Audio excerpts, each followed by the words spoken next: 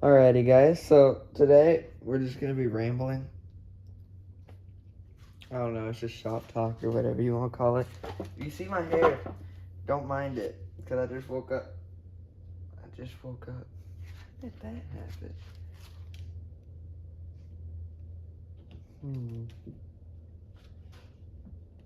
That seems weird.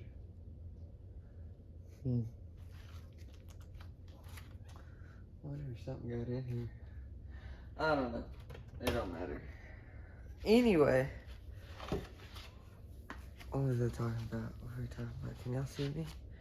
Do y'all want to see me here? What's it look like?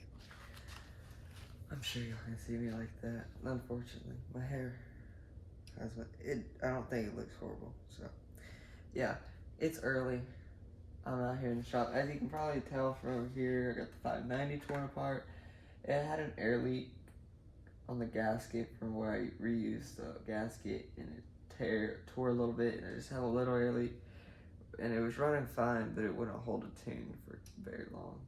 And then I got this 562 that needs a new carburetor, but it's my grandpa's, so I'm just kind of waiting to see what he wants to do with that. Which we're gonna buy a new carburetor because I mean everything else on it is a good solid. But I'm very sour with Husqvarna. Well, I think it's just the 562 that's having a lot of problems. The 572 and 585, 592, I think the 550 probably too, have all been pretty good saws so far. I think the 550's had a little problem with the first versions. But yeah, anyway, the reason this one still tore apart isn't because I ordered a little red barn gasket and it was completely wrong. Didn't even close to fit because I could put some gasket maker on it, which I might just go do that because then I ordered OEM, but I ordered OEM. I ordered from a place, but I also ordered the 660 clutch cover or 620 clutch cover. That way I could put the West Coast Style Dogs on it because it's got the little holes and the 591 doesn't. But in that was back ordered, so instead of sending me just a gasket, they're waiting until they get the clutch cover to send the other one. So yeah, that makes a lot of sense. But anyway, just kind of in here rambling, got all the sharp chains. Man, after watching, if Novice Lumberjack's watching, after watching your video on your 510, 6, 510, 6, whatever, you know what grinder. If you watched the video, I wish I would have got that instead of the 410 because it's pretty much the same thing. It is the same thing. It says it's got the hydraulic where it closes. Oh, that would have been so nice, but it is what it is. I've been actually hand filing recently, and I got pretty good at it for getting a pretty sharp chain. Make sure to go watch the short where I cut with some of the other ones. The 261, that's a stock chain. I'll show you that here in a second. But I'm pretty sure it's a stock chain. I don't know. I took some off the rakers. I got the rakers at 25,000 just because I was cutting some harder wood the other day with it. And that seemed to speed it up a little bit, but nothing crazy. What other projects do we got going on? Let me think here. We can talk about some files or something. So here I got these. I think this is which one's this? I got some like ones I got from. Here I'll just put the packaging and show you.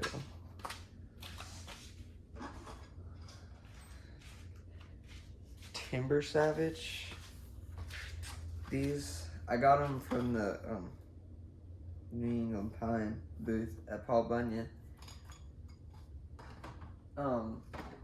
And I think this is a Valor B because this has lasted a while. I like those. They take more metal. They're a lot more aggressive than the Valor B ones, which is the only two I've ever used. I've used Oregon, but that was I didn't really. I weared it out. It was like the cheaper Oregon. It wasn't. It just came in that kit that I had. Now I think they're all gone. All the files. I don't know. I need a 325 file if I can find it. But anyway, but these Valor B ones, they last a lot longer. the metal, I guess, a little harder, stays a little sharper for longer. Where these timber cut, they they don't last as long, but that's alright. What else are I talk about? There's always stuff to talk about. I might be having another 660 Pomertech one. Not, it's just, a part saw, but we'll do it up. I might do it up all OEM. Well, not all OEM, but seals, bearings, split the case, and maybe go get it powder coated a color. I don't know what color yet. I was thinking about black, but now there's a lot of black ones, so maybe I'll do like a red or something unique. Maybe, because blue, that's Farmer Tech. Orange and white, that's still. But then red or something like that. Comment down below what color you think we should do, or maybe we should do like a yellow, like McCullough throwback or something. I don't know, something. But yeah, here I got this 254 complete with good bearings and all.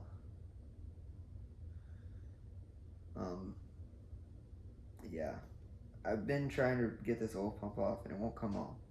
So, it's just been on hold. But the bearings are good. It needed a new oil side seal. I got the new seals for it to put on it. But if anyone needs a 254 crankcase and maybe some parts, anything can go for the right price. So if you need anything, just let me know. We may be able to work out a deal. But I don't know. Just let me know. But yeah, let's talk about some two-stroke oil. This is probably really boring, but that's okay. Ramble on. We'll probably be on here for like 20 minutes just talking about two-stroke oil. Anyway, two-stroke oil.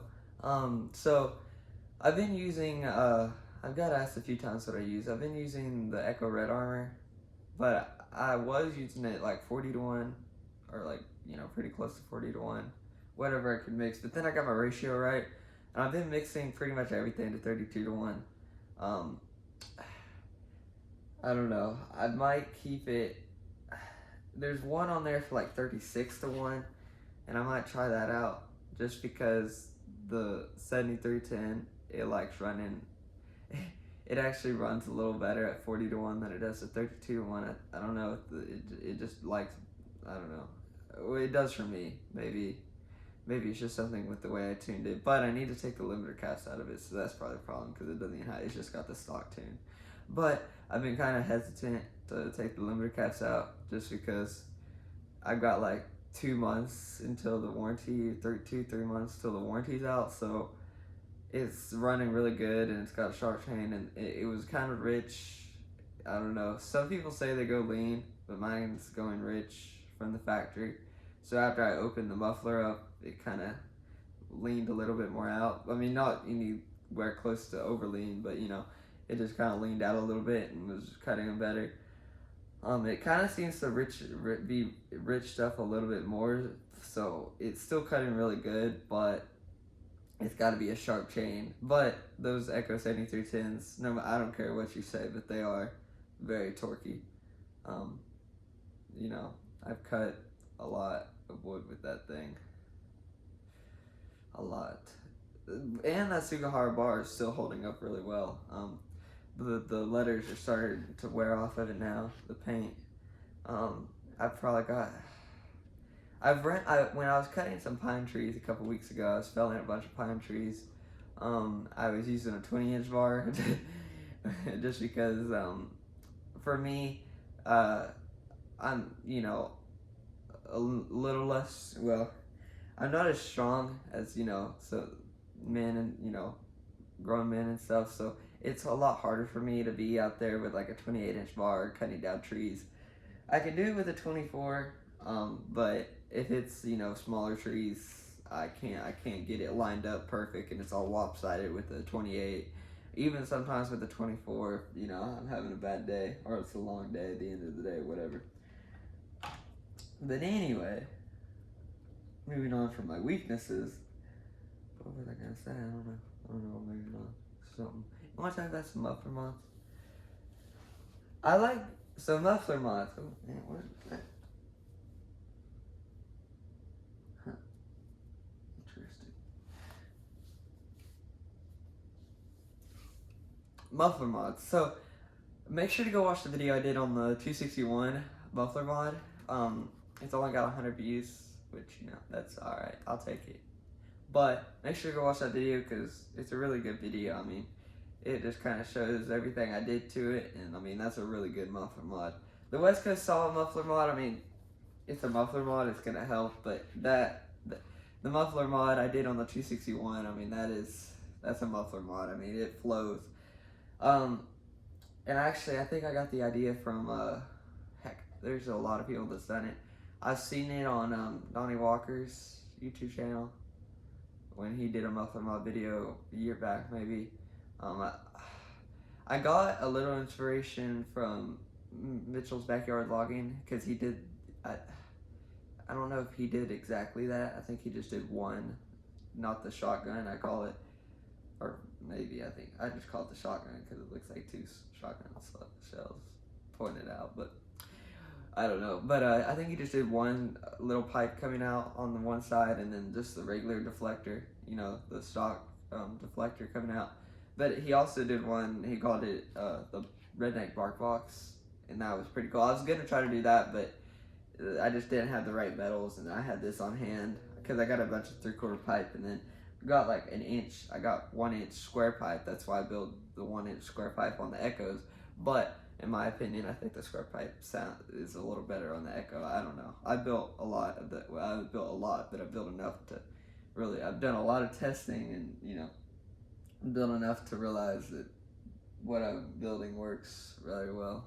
At least, unless it's just my saw, it's just really good. But with the stock muffler, they're really clogged up. And I would try to do a muffler mod, couldn't do it, fell. So I just cut the base plate out of it and just welded it on an old one, but and built another pipe. I think it's in the other video. It's just kind of like a straight shot, and that was terrible. It didn't really work. It just got the exhaust out. It had too much back pressure and stuff like that. It's way too open.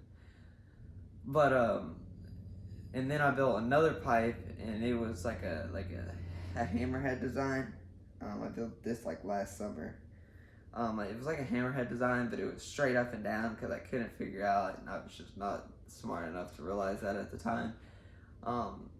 And it worked okay, but it wasn't what I wanted. It didn't have that crisp, you know how you get a good tune on like a Bark Box or something, or like that 261, and it's just like you just put it in the wood, it just pulls you right in, you know. A sharp chain helps, but you know, a good muffler or pipe, you know, really helps with that too. But I built the 590 pipe, and I put the square tube, and I got a little inspiration from like the Iron Horse style pipe, but you know, yeah, we're not gonna go on that subject about him. But anyway, I got a little inspiration from that, but I didn't really want to build it. I didn't have the material to do like the pipe, you know, the actual like pipe, and then I guess you call it. So I just used square tube, and that worked out really good. I think it's like 1 inch square tube. My dad got it from work, so I just used what I had on hand. But it's like 1 inch square tube, and then a 3/4 outlet, and I do like a 1/2 inch, or maybe it's an inch. It's like a 1/2 inch. I do like, I think I got one around here somewhere. Right here. So this is more like an inch. This is a little longer than I would preferred it, but right here I have it go a little bit, and it kind of, and it's got the nice little pop crackle thing, because in my mind, I don't know, this is probably stupid, but it goes and it shoots, and then right here it when it goes, it hits this and bounces back, and then these two forces right here connect and pop out and have more pressure. And heck, I don't know, that's just my idea. Maybe that's smart, maybe it's just not, I don't know. It runs really good, so that's all that matters. But I'm gonna Oh man, I'm rambling on about pipes now, but that's okay. You know, we'll just talk about pipes and muffler mods and stuff. But what was I gonna say? But I'm building a pipe for the novice lumberjack because you know he's into 590s and stuff, and he can take it and cut the base plate off and do whatever he wants with the pipe itself, and just weld a new base plate or whatever. But I'm almost done with it. I just gotta drill the 3/4 inch hole, weld it back together, clean it up, spray paint it black, and it probably be shipped sometime. But I've been really busy, and last week was 4th of July. You know, kind of took the week off, so we're kind of just, you know, chilled. I came out here, worked on, sharpened some chains. Didn't really do much, but it was fun though. Spending time with family, stuff like that. But I just, here, I'll show y'all what I gotta do left. Here's that. I'm gonna do this, put a nice little bevel on it, made it look all nice. I'm gonna put it right here, then be ready to go. But yeah, that's that. So, can y'all see me? Yes, let's see. Oh yeah, y'all see me. Perfect. Alright, good. But yeah, so I just gotta finish that up. I gotta weld that. My welds are getting better. Some are better than others. It just depends. I was welding on that 261, and I didn't. It's not really the prettiest because it just started melting on me. But then I realized that my dad was welding something else earlier, and he had the heat turned up, and I was like turning the heat way down on the, because we have a flex core welder, Lincoln Electric something. It's like a 180. You know, nothing fancy. I mean, it gets the job done, but you know, it works good for what we're using. But I want to get a TIG one day, and TIG weld it on there because, you know, that's a lot better. It's a lot less heat. Well, maybe not less heat, but it works better for pipes, you know, small stuff like that, thin metal, stuff like that. But yeah, continue. What was I saying? But anyway, I just gotta finish welding. If you're watching this Dauber Lumberjack, I'll send that out sometime or another. I just gotta finish welding the pipe, and then finally the other one, yeah, just gotta finish welding the pipe on that, and I'll send it out. You can test it. I'm not selling them to anyone. Anyone could copy my design. I don't care. Or, you know, it's not really my design either. I mean, I think I'm the only one that's doing square tube, but you know, it is what it is. I think this works the best on a 590. I haven't built any other pipes for any other saws. I'm thinking about building a pipe for the 7310 just because I'm not very happy with that muffler mod, because I don't know, it's not the sweet spot on that muffler mod. I mean, it opened it up, whatever, but I think I can do better with the pipe. It just doesn't feel, it's just not that sweet spot. But maybe one day I'll expand and build some new cool pipes like on the 7310. I have a few designs of mine, but you know, just kind of learning how to fabricate stuff like that. So like you know, bending the metal, you know. I'm still working in here, just in the shop. We don't have our building. We're supposed to be building a building in the next year or so, like a 30 by 40 or something. So, you know, we'll have a nice shop out there to do stuff in. But yeah, so that's that. But anyway, we're gonna move on to more muffler talk. So here's the 260. Whoa, 562. Man, it's really clogged up, like really clogged up. So oh man, so it comes straight out of your cylinder, your exhaust, straight in here, and it's got two little holes to go through. And then it's got like a cowlet down in here, and then it's got this little intake to go through. This little hole that goes, I'm guessing it probably shoots down, and it's forced to go down through there. So we'll see. We might do a muffler mod on this. We might not. I don't know. We'll just see what the owner wants to do. But it'll really open that saw up. But like I said, I'm not too fond of Husqvarna right now. I don't know. And I mean, this saw is only a 17, and you know that's, you know, a couple that, you know, it's 6 years ago now. But it was not used. It was practically brand new when my grandpa started using it, because he hadn't used it in like forever. And it maybe had like 10 tanks on it, and we've only put like 10 tanks. He's only put like 10 tanks on it. So, you know, that's only 20 tanks. And the carburetor already went bad. I put like 50, 60, 70 tanks on the 7310. And the carburetor hasn't went bad. I put probably 50, well, the 660 has a new OEM carb, so that don't count. Oh, I probably put like 100 and something tanks. On this thing, I probably ran like 100 hours on this thing. I mean, I've ran this thing. You know, 100 hours, you know, loggers are like 100 hours. But for me, you know, that's a good amount of hours. Maybe. I don't know. Maybe I put more. It's definitely not less, but 100 is just an estimate. It's almost 2 years old, coming up like July something, 26 maybe. Yeah. Anyway, I think that might be all we're going to talk about today. Well, thanks guys for watching. Make sure you have a good day. Make sure to get out there and cut some wood, work on some saws, sharpen some chains, do whatever you want to, and just have fun. Remember, that's the most important thing. Make sure to go build some pipes. Make sure to check out my other videos, and just have a blessed day, guys.